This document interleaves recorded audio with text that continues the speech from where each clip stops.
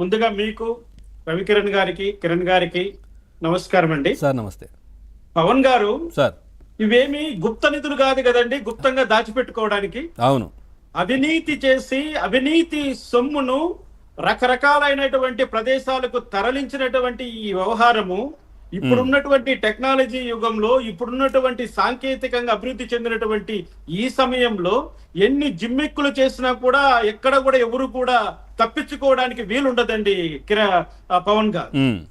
ఈ యొక్క అంటే ఈ మన ఆంధ్రప్రదేశ్ లో పేదలు అంటే బాగా చీప్ లిక్కర్ తాగేటువంటి చాలా కడు పేదలు, రోజువారీ కూలీలు, కష్టపడి పని చేసేటువంటి వాళ్ళు సాయంత్రం పూట ఆ యొక్క బాడీ పెయింట్స్ కానీ ఇంకో రకమైన ఏదో దాన్ని సమర్థించను కానీ దానికోసం తీసుకునేటువంటి మద్యాన్ని ఆ విధమైనటువంటి కల్మషం చేసి వాళ్ళ రక్తాన్ని డబ్బు రూపంలో మార్చి హైదరాబాద్కి, బాంబేకు, ఢిల్లీకి, బెంగళూరుకు చేరవేసి రకరకాలైనటువంటి వ్యాపారాలు నడిపినటువంటి ఈ వైసీపీ పెద్దలు ఎలా తప్పించుకుంటామని ఆలోచించారండి వాళ్ళు. ఒకటి గమనించండి, ఇక్కడ ఈడీ రంగంలోకి దిగింది అంటే వాళ్ళంతా సాదాసిదాగా రారు కదండి. ఈడీ అన్నది దానికంటూ కొన్ని రెగ్యులేషన్స్ ఉంటాయి, కొన్ని ప్రొసీజర్స్ ఉంటాయి, కొన్ని క్వశ్చనీర్స్ ఉంటాయి, కొన్ని ప్రొసీజర్ ఆస్పెక్ట్స్ ఉంటాయి. ముఖ్యంగా ఏ కేసును ఏ కోణము నుంచి ఏ విధంగా ప్రారంభించి ఏ విధంగా ముగించాలన్నది వాళ్ళు well trained officers ED officers అంటే. అటువంటి ఈడీ ఆఫీసర్స్ మన విజయవాడకు వచ్చి సిట్ అధికారులతో వాళ్ళు కోఆర్డినేట్ చేసుకొని వాళ్ళ దగ్గర ఉన్నటువంటి సమాచారాన్ని వీళ్ళ దగ్గర ఉన్నటువంటి సమాచారాన్ని వీళ్ళు మార్చుకొని ఈ రాజు కసిరెడ్డిని కూర్చోబెట్టి 7 గంటల పాటు ప్రశ్నిస్తే అక్కడ బయటపడ్డటువంటి విషయాలు దిమ్మ తిరిగిపోతున్నాయి. ఎందుకంటే నిజంగా ఇంత ఆర్గనైజ్డ్ క్రిమినల్ గా జగన్మోహన్ రెడ్డి ఎలా తయారయ్యాడు అని నేను ఒక మాట అంటాను పవన్ గారు. ఒకవేళ ఈ యొక్క అఖిల భారత సర్వీస్ అధికారులు బాధపడొచ్చునేమో, ఈ అఖిల భారత సర్వీస్ అధికారులు అనేటువంటి IAS IPS వల్లే ఈ రోజు పాలిటిక్స్ పొల్యూట్ అయిపోయాయండి.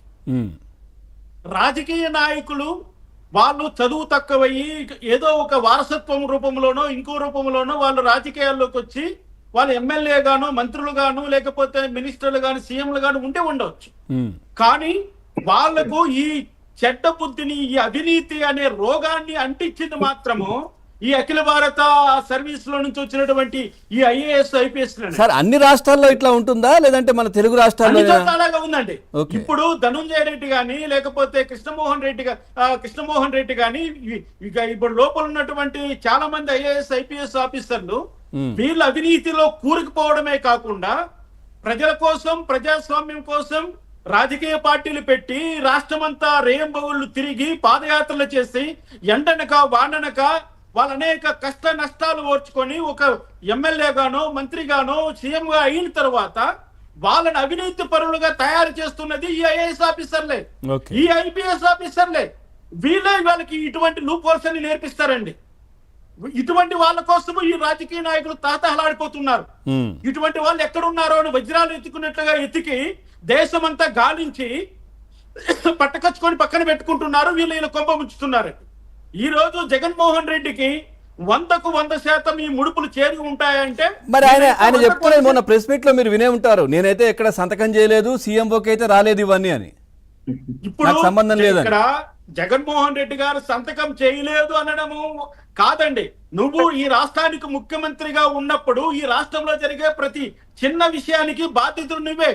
నిన్న లేక మొన్న చంద్రబాబు నాయుడు గారు ఏమన్నారండి, ఒక MRO తప్పు చేసినా కూడా అది చీఫ్ మినిస్టర్ చేసినట్లే లెక్క, కాబట్టి జాగ్రత్తగా ఒళ్ళు దగ్గర పెట్టుకొని పని చేయండి అని ఎందుకు చెప్పాడు చంద్రబాబు నాయుడు గారు? ఒక ముఖ్యమంత్రిగా, ఒక రాష్ట్రానికి అధినేతగా నువ్వు చేయవలసింది ఏంటి? నాకు తెలియదు, ఫైల్ నా ముందుకు రాలేదు, నా కళ్ళకు ఆ రోజు కళ్ళకి వచ్చిందనో, లేకపోతే నేను ఆ రోజు ఫీవర్ లో ఉన్నానో, లేకపోతే నా ఆరోగ్య పరిస్థితి దారుణంగా ఉందనో చెప్పడం కాదు ముఖ్యం. అవినీతి జరిగిందా లేదా, అవినీతి నీ హయాంలో జరిగిందా లేదా, ఆ అవినీతి జరుగుతున్న నీ హయాంలో నువ్వు ఏం చేసావు అన్నది ముఖ్యం. అయినా సంతకం లేదన్నంత మాత్రాన కాదు కదా సార్, ఎందుకంటే ప్రభుత్వమే మద్యం షాపులు నిర్వహించింది, అది ముఖ్యమంత్రికి తెలియకుండా ఉంటుందా అప్పుడు? ఇక్కడ ఒకటి గమనించాలండి, ఈ రోజు జగన్మోహన్ రెడ్డి నా సంతకం లేదంటే క్యాబినెట్ డెసిషన్ కదా. అంతే కదా. క్యాబినెట్ డెసిషన్ లేకుండా ఈ కానీ విధానపరమైన సార్ ఇక్కడ ఇంత క్యాబినెట్ పెద్ద ఎవరున్నారు నిర్ణయం సార్? చేశారు ఐటీ సలహాదారు ఒక ఆయన, తర్వాత రాజ్యసభ నుంచి ఉన్న వ్యక్తి ఇంకొక అతను, ఇంకో ఆయన సెక్రటరీ కావచ్చు, లేదంటే ఇట్లాంటి ఎవరైతే మన ధనుంజయ రెడ్డి, కృష్ణమోహన్ రెడ్డి ఇట్లాంటి వాళ్ళు కూర్చొని చేశారు తప్పించి ఆ శాఖకు సంబంధించిన మంత్రి ఇన్వాల్వ్ కాలేదు కదా. ఆయన కూర్చున్నట్టు ఎక్కడ తెలియట్లేదు కదా. అది కాదండి, ఆ మంత్రి ఒక దళితుడు, మా చిత్తూరు జిల్లా వాసి. ఉమ్, ఆయన ఎలా ఆ రోజుల్లో ఆయన ఎలా ట్రీట్ చేశారు అందరికీ తెలుసు. అవును, కనీసం ఆయన కూర్చోవడానికి కుర్చీ కూడా వేయలేదు సభల్లో. నిజమే. అటువంటి వాడి ప్రాధాన్యతను ఇక్కడ మనం ప్రస్తావించవలసిన అవసరం ఏముందని. ఎందుకు ఆయన కూడా ఇప్పుడు అడుగుతారా సార్? ఏంటి మరి మీకు తెలియదు కదా, మీకు తెలియకుండా జరిగిందా అనేది? ఇప్పుడు ముఖ్యమంత్రి వరకు వెళ్ళాలంటే ఆ శాఖ సంబంధించిన మంత్రి వరకు వెళ్ళక తప్పదు. ఓకే, ఆ మంత్రి ద్వారానే ముఖ్యమంత్రి గారు ఏం చెప్పారనేది ఆ మంత్రి ద్వారానే బయటకు తీస్తారు. ఇప్పుడు బ్యూరోక్రాట్ల వల్ల చాలా విషయాలు బయటకు వచ్చేసాయి. వాసుదేవరెడ్డి పోస్ట్ కూర్చున్నట్లుగా మొత్తం చెప్పేశాడు. అవును, ధనుంజయ రెడ్డి గాని, కృష్ణమోహన్ రెడ్డి గాని, రాజ్ కసిరెడ్డి గాని వీళ్ళు చెప్పినటువంటి సమాచారం అంతా క్రోడీకరించిన తరువాత ఒకటే ఒక పిన్ పాయింట్ ఏం బయట వస్తుంది? వీళ్ళు 3,500 కోట్లు పైచిలుకు అందాం, 3,500 కోట్ల అతి భారీ కుంభకోణం. భారతదేశంలో ఏ రాష్ట్రంలో కూడా జరిగినటువంటి ఈ భారీ కుంభకోణము ఆ టైంలో ఆ రాష్ట్ర ముఖ్యమంత్రికి తెలియకుండా జరిగి ఉంటాదని ఎవరైనా భావించగలరా? నిజమే. మరి అంత గుడ్డిగా జగన్మోహన్ రెడ్డి పరిపాలన చేశాడంటే ఎవరైనా నమ్మగలుగుతారా? నువ్వు కొత్త పాలసీని ఫ్రేమ్ చేసింది నువ్వు, డిజిటల్ పేమెంట్స్ అన్నింటినీ బంద్ చేసేసి మాన్యువల్ సిస్టమ్ లోకి తీసుకొచ్చింది నువ్వు. అన్ని ప్రభుత్వమే. నిజం చెప్తున్నానండి, భారత రాజ్యాంగంలో ఈ యొక్క లిక్కర్ను నిషేధించలేదు కానీ ఆ నిషేధిత జాబితాలో ఉండాలని ఆదేశిక సూత్రాల్లో చెప్పారండి ఈ విషయాన్ని. అటువంటిది ప్రభుత్వమే మద్య వ్యాపారం చేయడమా, రీటైలర్ గా మారిపోవడమా? ఏంటంటే ఈ దౌర్భాగ్యము. అటువంటి నిర్ణయాలన్నీ తీసుకున్నప్పుడు ముఖ్యమంత్రికి తెలియకుండా, ముఖ్యమంత్రి నా సంతకం లేదు అని ఆయన ఈరోజు చెప్పవచ్చునేమో గానీ ఖచ్చితంగా ఆయన సంతకం ఏదో ఒక ఫైల్లో ఉంటదండి.